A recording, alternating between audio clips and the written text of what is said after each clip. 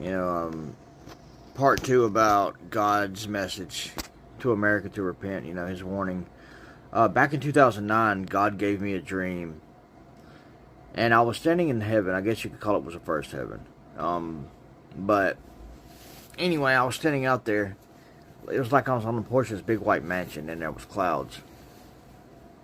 And out there, you know, in the clouds, I could see this man standing there, and he had on a green robe and he had white hair.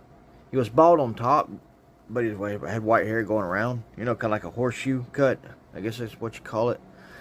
But he looked at me and said, "God is fed up with America's iniquities. He's about to pour His bowl of wrath out upon America." And he said, "Come and see." But when he said, "Come and see," I woke up. And I'd been running from this message for a long time, because when God tells us something and reveals us something, you know, to His children, you know, He entrusts us to share that message. So I just want to encourage anyone else that's out there that's having dreams from God or words from the Lord that He wants you to share. Don't worry about people not believing you or not. I worried about that for so long, and people thinking I'm crazy, this and that, or whatever. I'm to the point to where I don't care, because I only have to stand before one person, you know, in the end, and that is Jesus Christ. I'm going to answer to Him one day. And it also says, you know, in the book of Revelations, that the cowardly also go into the lake of fire. And I don't want to be the cowardly. I don't want to be in that. I don't want to be on any of that list. God is a gracious God. He is loving. And He is kind, and He loves us more than you could ever imagine. But He is also a holy and righteous God. And if we don't, you know, learn to be obedient to His word, and yes, He does call for obedience. It says it in His word. You can dispute it all you want, but it's right there in His word.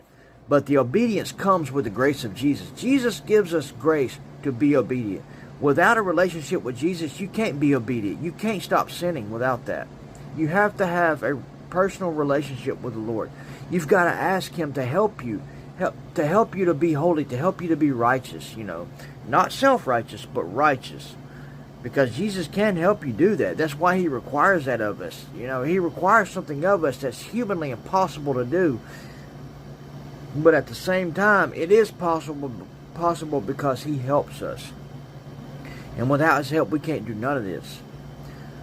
So, you know, just start praying, asking God to help you to be more righteous, to be more holy, to be obedient, to start showing you things. And I promise you, when you start asking for obedience, God will start blessing you, because you're finally asking for the right things and not for selfish things, for materialistic things. Love you, and God bless.